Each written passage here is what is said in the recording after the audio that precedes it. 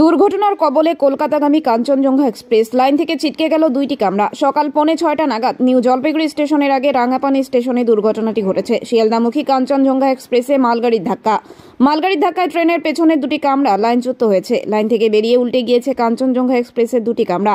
দুর্ঘটনায় হতাহতের কোনো খবর মেলেনি। সকাল 9:45 নাগাদ নিউ জলপাইগুড়ি স্টেশনের আগে রাঙ্গাপানি স্টেশনে দুর্ঘটনাটি ঘটেছে। আগরতলা থেকে কলকাতাগামী কাঞ্চনজঙ্ঘা এক্সপ্রেসে ধাক্কা মারে মালগাড়ি। উত্তর পূর্ব ভারতের সঙ্গে রেলপথে যোগাযোগ ব্যাহত হওয়ার আশঙ্কা।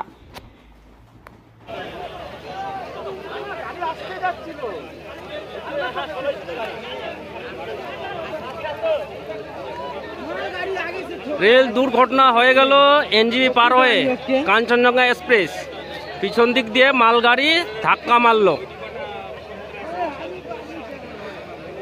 ভয়ানক দুর্ঘটনা, রেল ঘটনা।